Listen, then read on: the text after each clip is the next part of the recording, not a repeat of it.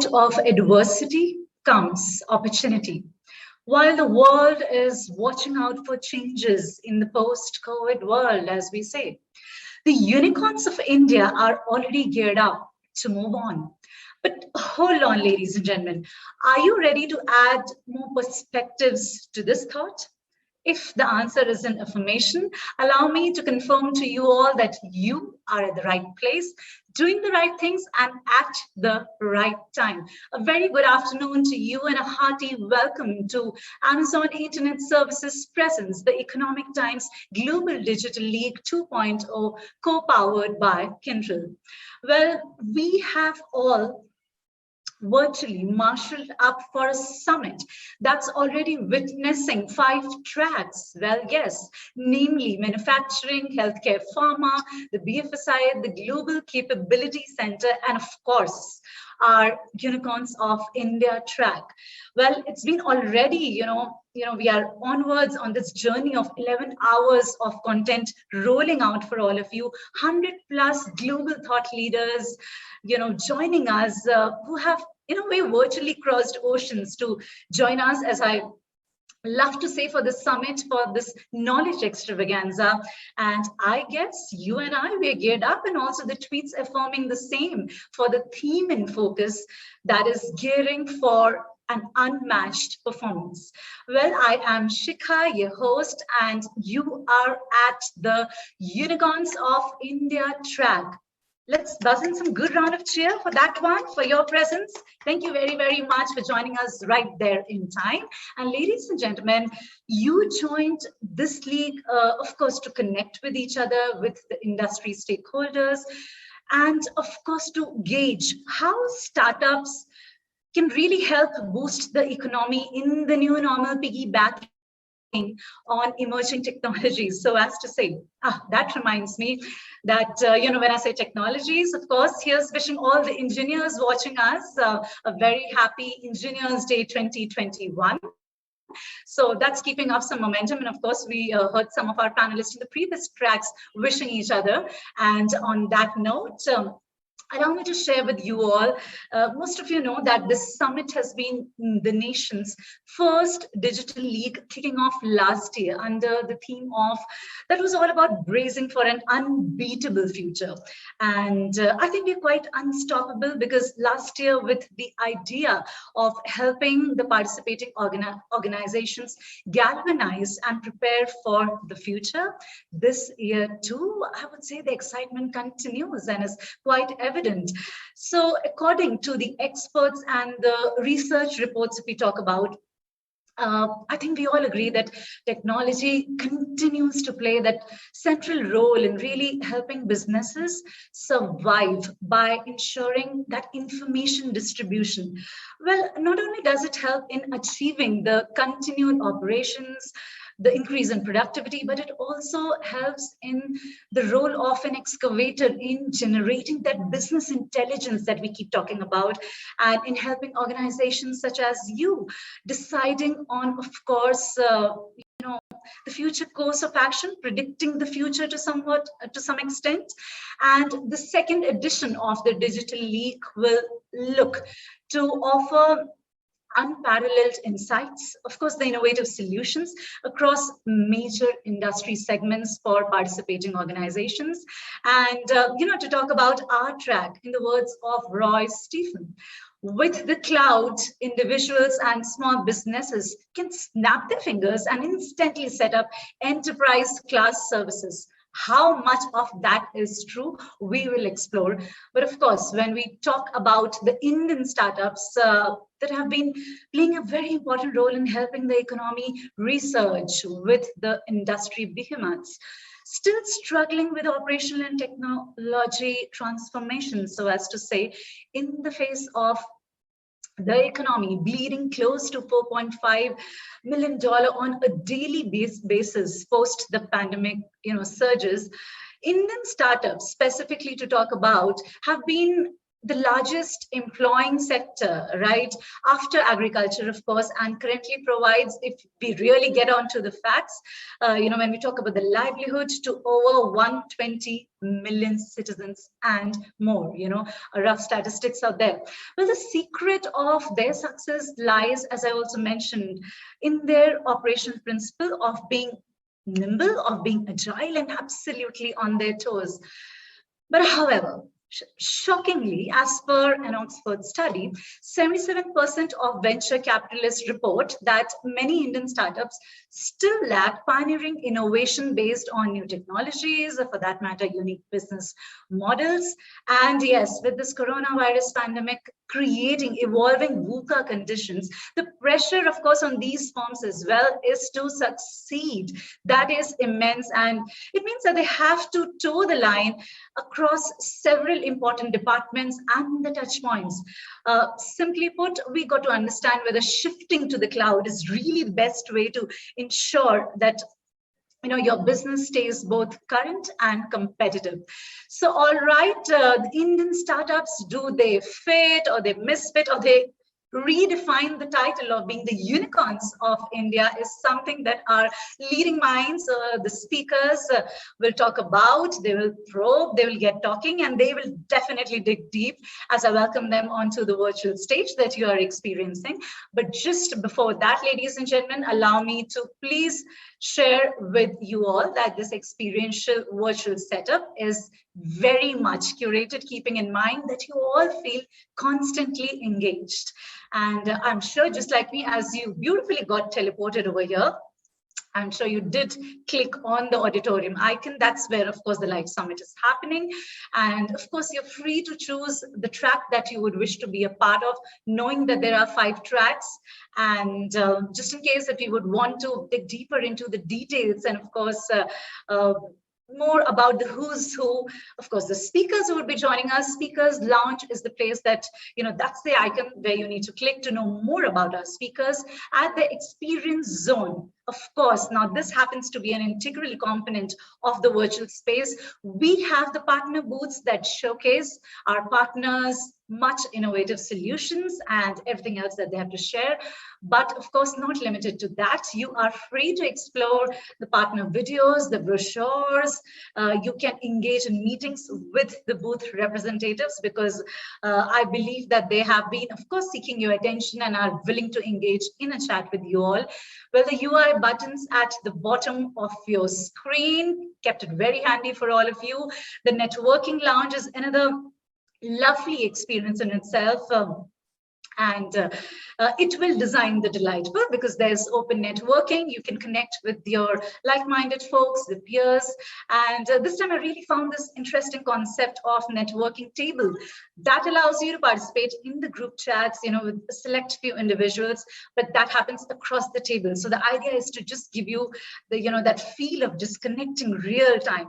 And to talk about, of course, there are personal meeting rooms if in case it's a one-on-one conversation that you would love to initiate. Don't forget to exchange your virtual business cards. So that particular feature is also there. Once you click on the networking lounge, I'm sure everything is very self-explanatory. And on that note, I would urge you to, of course, please fill in the feedback forms wherever you see that icon. And whenever you visit the partner booths, make sure you fill in those because that will also entitle you. That will help us knowing you better, but of course, that will help you getting more prizes. So keep that going and do download your digital certificates. Like always, I will mention to you that explore the resource center, the briefcase, just store everything that's relevant to you in terms of the useful documents. There is a live chat feature also, so you can share your comments and feel absolutely free to converse with our discussants, our talkers of the summit and the track specifically out here by asking live questions as they talk to you all. And with that, when I say take a break, I literally don't mean that you be on a break all time because we have important deliberations to, undertake while we're on. But of course, whenever you can get a little time, do check out the social wall, the photo booth. That's something that I also manage to, explore whenever I'm switching from one session to another. So take a picture of yours, put it on social media, explore the car rush game also. Now, That's for you to keep those energies intact. There's a signature wall. So share your experiences about the summit, and of course on social media with respect to the highlights, your learnings using the hashtag eating GDL. Now engage with all these elements because everything leads you to ramp up your leaderboard scores. Let's make it happening with all those gifts that are in store for you, and you can check the terms and conditions of the leaderboard directly on the platform. And with that, very quickly, please allow me to thank our presenting partner, Amazon Internet Services. The summit is co-powered by Kyndryl. Thank you to our innovation partner, Dell Technologies, our platinum partners, NetApp and Redington, our gold partners, Commvault, Juniper Networks, Exclusive Networks, Fiserv, and Checkpoint Software Technologies. Our associate partner, thank you very much, Poly Datamatics and Jabra. Our supporting association being Commodity Participants Association of India, that is CPAI, Cyber Society of India, along with National Accreditation Board for Hospitals, that is NABH, as we know. And to commence with, ladies and gentlemen, a fireside chat is awaiting your attention. Our speakers are lined up right there backstage. So allow me to rope them in. I will be right back.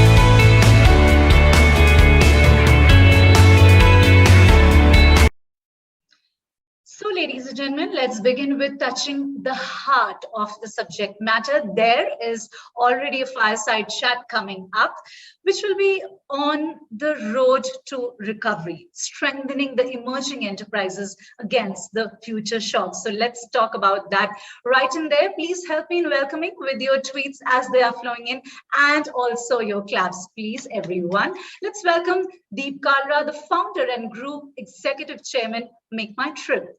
Let's also welcome Sanjeev Bikhchandani, the founder and executive vice chairman, InfoEdge.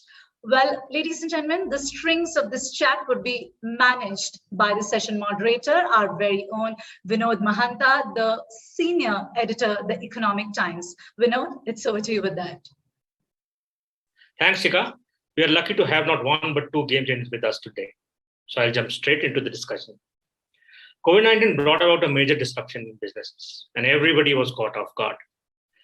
Did your business continuity planning work, or was it uncharted territory soon after the lockdown?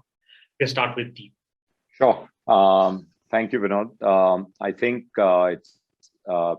it's fair to say that if there's one industry that has been hit the hardest with COVID, it's probably been travel. So even if we had plans, firstly, I do believe it's very hard to have planned for an event like COVID. It is truly somewhere close to the black swan that we've all read about. But even having had a history of 20 years, seen the SARS epidemic, no one imagined it would come down so fast, so hard.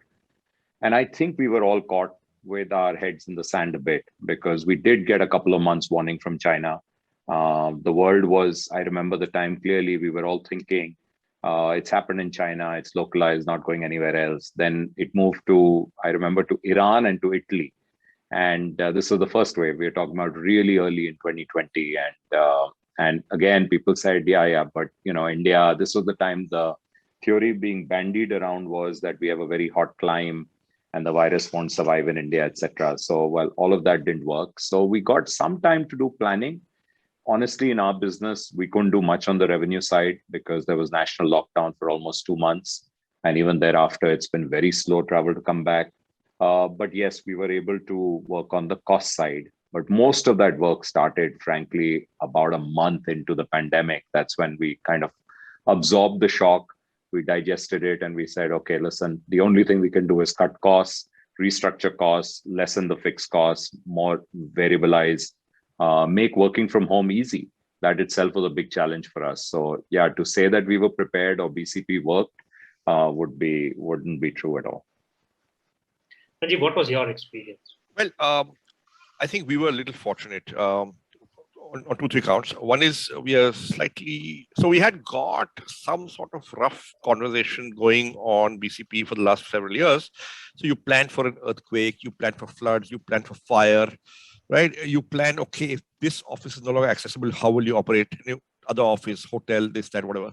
We had not anticipated complete shutdown everywhere and therefore work from home for everyone, right? Having said that, we had done some sort of thinking. So I think that helped. But more importantly, we were slightly paranoid. And it pays to be paranoid at times like this.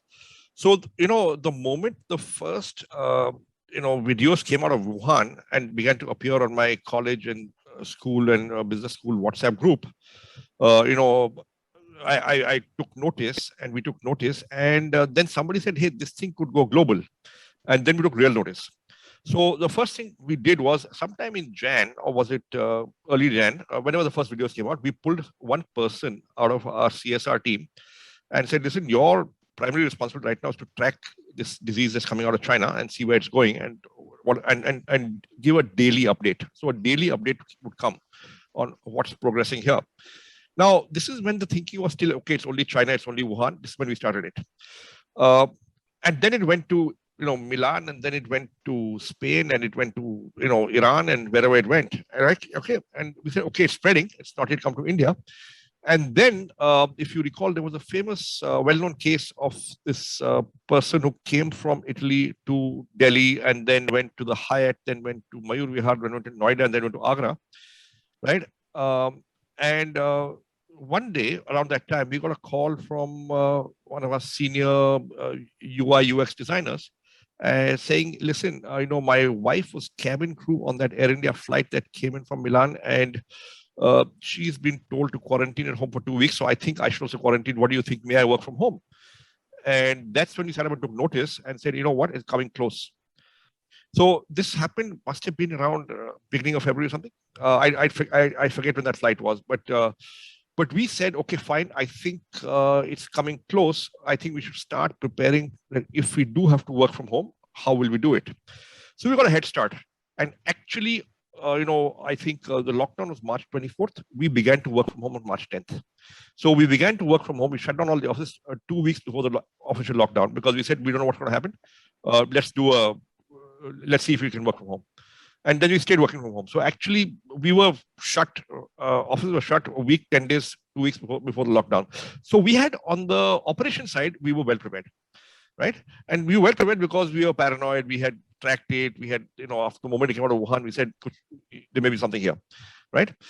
On the revenue side, of course, things out of our control. But what we did do was we had a bunch of cash in the company. And we sort of, the CFO, and us, Hitesh, me, we sort of stress tested our P&L, balance sheet, cash flow. And we asked the CFO one question, that if revenue and collections go down to zero and we cut marketing to zero, how long can we run, without sacking anybody? That look, we have to support all employees and their families. We had got a 40% team, which we put together in 48 hours the moment we got wind that the second wave is serious. And this is an inbound call center, outbound call center, the admin team, logistics team, we were purchasing concentrators and sending them, we were purchasing medicines and sending them all over the country wherever they were in short supply. We were giving teleconsultations, trying to get hospital beds, all sorts of things. We still lost people and we lost family members of, we weren't always successful, but I think our response was pretty good. We give maximum support possible to our employees and their families. And yes, business came back, and it's looking better now. Having said that, we are vigilant in case of the third wave emerging. And if it does happen, we will hopefully be better prepared. Sure. one of the things that has happened is basically, if you see, the customer demand has shifted. I mean, there have been demand has shrunk, demand has expanded. In such an era where you have to look at fluctuating demand and also look at efficiency, how you manage to balance the both? Sorry, Deep, go ahead. Sure. Yeah, I think that's been the biggest learning when it comes to managing your P&L. I think managing your P&L and also balance sheet items, the biggest learning and the biggest message that this has given us and given probably everyone out there is that, gray swan and black swan events will be more frequent. Anything can happen. Overnight, your business can disappear. Sanjeev mentioned 45% down. I reported our first earnings call, which was for the quarter of April, May, and June, 2 months which were in complete lockdown, and third month we were crawling out with a 96%, 95.5% dip in revenues. We actually reported 4.5% of our revenues. And this is how the market is, because we had managed costs, etc. And we really, in fact, in the past 4 quarters of COVID, we've had in the past 5 quarters, we've had 3 quarters which are profitable. So, I think people have given that a thumbs up. So the only thing to do is manage what is controllable. So look at all the factors. Listen, Sanjeev took a brave call and said, okay, listen, we're not going to fire any people because we have enough fuel to go on 3 years, even if revenues evaporate. We thought we could do that for a couple of months, but after 2 months, we realized we are doing a disservice to people who are there, because we were asking senior people to take cuts. Even mid-level people took 10% cuts. Later, we made it up, but people took 100% cut at the top. And that was not fair. At some point of time, the stress was going to come. No one knew that the internet market will go crazy and people will get lured away with bigger salaries. That happened later.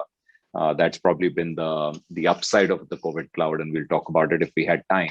But at that point of time, we realized we can't probably carry everyone. Also, certain parts of our business were going to change forever. So we did do a pruning exercise, and maybe it was the right thing to do. So we had to let go of almost 10%, 9% of our people, which was, I can tell you, the toughest decision I've taken in 20 plus years of Make My Trip. And it was horrible. Rajesh and I put our heads together with our HR head, with the heads of the other. And we said, guys, this is not coming back for a couple of years. And here I was talking about international holidays, international travel, also retail offices. You can't open head office. What will you do with retail offices? So we restructured them. We made them into franchise operations. There were people who were ready to take them because of the brand name of the company. But that was a really tough decision. So for me, the biggest learning is bring down fixed costs as much as possible. Even on hosting, many times a lot of Indian companies had gone, when you reached a certain critical mass, you had gone for your own servers. And you thought that's the right thing to do. But over time, thankfully for us, we had already moved to a cloud service. We were on AWS, and we were able to, get some relief from them. Everything adds up. But what about rental? That was one of the next big fixed costs. Well, we gave up office space finally. For a while, we carried it on. We got some flexibility from our landlords. But finally, we had to let go of some retail space. I'm glad of some office space, and I'm glad we did it. So you had to variabilize your cost structure. You had to link it more closely to your revenue. And that taught you a lesson. Well, firstly, it also tells you at any point of time you are flat, right? If you think you don't, it happens willy-nilly. It happens almost automatically as you grow. That's normal. When you're growing, you're pumping in more money. But some of those become fixed. My biggest lesson to myself is all your increases should be in a variable way that you can cut them back. So keep it as lean and mean as possible. And frankly, that's the only thing that was to do. So yeah, it's been a huge learning. Sanjeev, how did you manage the demand fluctuation and also having to deal with the efficiency part? I think we cut marketing, definitely, across all our businesses. We also knew if demand is going to be soft, there's no point marketing, because you can't create, if nobody's buying houses, advertising more will not going to make them buy houses, right? So you cut that cost. I think you sort of lay low and stuck it out and say, look, this is going to be a winter. We don't know how long the winter will be. Are there for 20 minutes, half an hour, over and out, next meeting, right? Now, of course, it also means that Hitesh can join any meeting anywhere in the country, right, without traveling. So Hitesh can be in 5, 7, 8, 10 meetings. Of course, people were not buying until they needed the stuff. but meetings could happen. And now they continue to happen. We are still working from home, by the way. So I don't know if you know, but we haven't opened our offices for a single day after March 2020. We are still shut. Not one office is open. Because we have migrated to work from home so successfully. Of course, this is not sustainable over 3 years, 5 years. Ultimately, people have to meet people, right? You can't have we have inducted fresh engineering graduates on work from home, a couple of hundred of them, right? But it's not the same thing. You can't build organization culture working from home, especially with the new employees. You have to meet face to face. It'll come back. I think another 6 months it'll come back. Have you both started scaling up your growth plans? And in which areas are you investing now? So our investments into startups have continued. They did not pause, right? Our investments in our internal businesses obviously paused a bit because we were wondering what was going to happen, say March to June last year. But they've come back. So we are optimistic of the future now. We know there may be a third wave. But if there is, since we've been through 2 waves already, we know we can come out of it. Sure.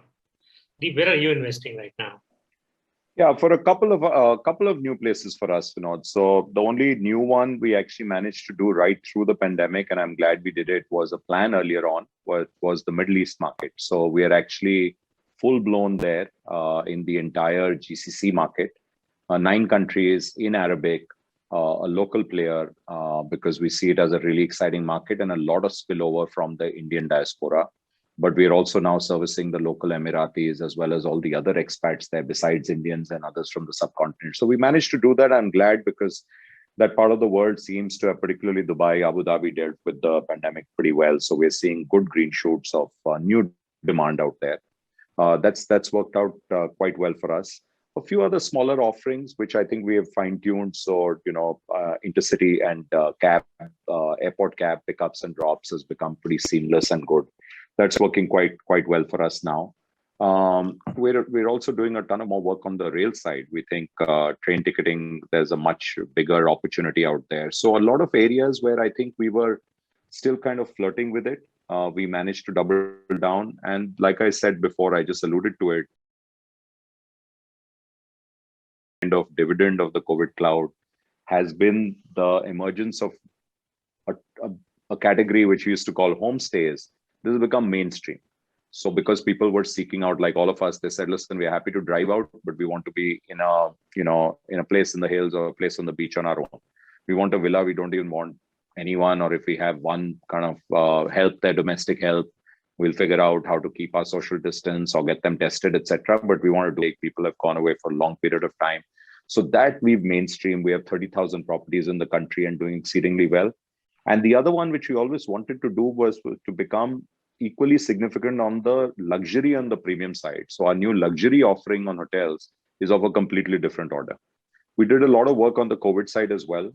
We, in fact, even today are fully integrated with COVID. So you can actually, download your certificate out here. You can use it right on Make My Trip and Go Ibibo apps, and you can use it anywhere to travel. So we thought that's also a pretty good opportunity. And then early in the day, made a series of protocols for our hotel partners, the smaller ones, which was under My Safety, where we actually said, these are the common protocols. And if you do these, then we'll bubble you up and show them that means you're doing all these 5 or 6 things. So yeah, it's kept us pretty busy. This time in some sort of way, has flown.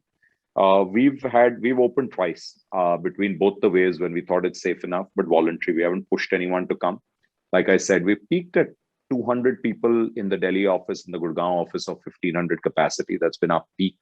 But typically it's about 10%. So you feel very comfortable. We give people open spaces, like 1 in 10 is there, or 1 in 7 is there. So you really always have a lot of space.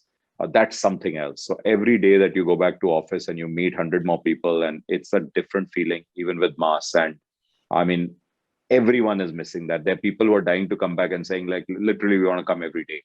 And because it's been really hard, not everyone has got a dedicated place to work at home, as we know.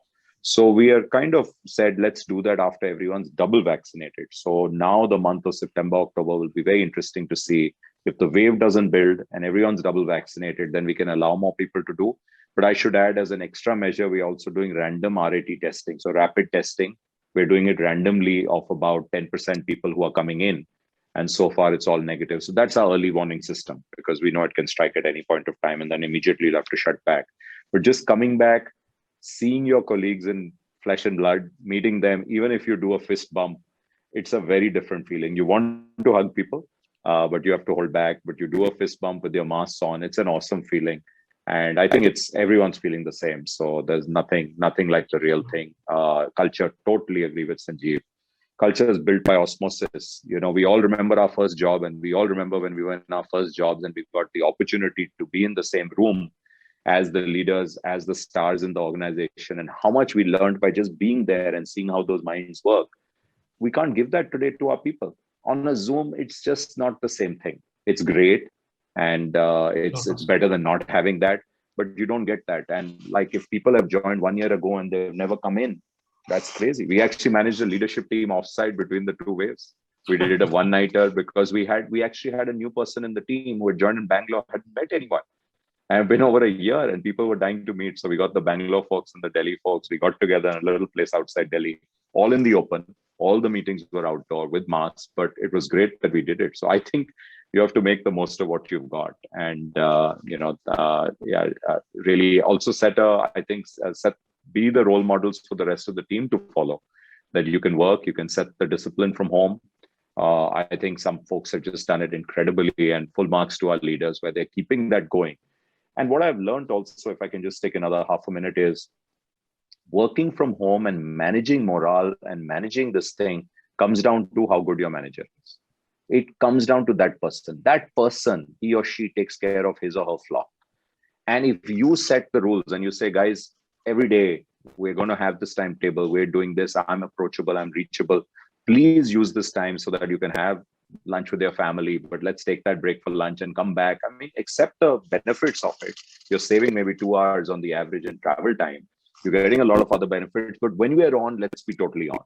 Like a simple thing, like we do Zoom calls, and I find people, switching off videos in Zoom calls. Some are on, and I was like, that's crazy. Either we're all on or we're all off, because you're never fully on if you're not fully focused. So we have some basic rules of decorum, I think, which should be needed, but it comes down to the most important person. And I've seen really good managers have taken this in their stride, have accepted this challenge and said, guess what? We will stay as productive during this time. Overproductive, I think, was for a while when we were flat out trying to move call centers at home, etc. Now, if you can stay as productive, or I would say even 80 to 90%, well done. But those who are not strong managers and cannot lead by example, then I think that's where those units you have seen have a problem. Thank you so much for sparing time out of your busy schedules for this call. Thank you. It was a pleasure speaking to both of you. Thank you. Thank you, Vinod. Thank you. Bye-bye. Bye. Bye-bye. Bye. All right, so those were the chats amongst the leading and the seasoned minds of the country. Thank you very, very much, Mr. Kalra and Mr. Vikchandani, for sharing your thoughts as to how do we really go about fortifying and strengthening the emerging enterprises, of course, against any future shocks coming up, God forbid. And all right, Vinod, thank you very much for moderating the chat once again for us in this track as well. And on that note, ladies and gentlemen, there's going to be absolutely no break. We are now all set to empower the builders and the businesses to support Digital India. Who will lead the upcoming talk? I will just let you know in a bit. Stay tuned.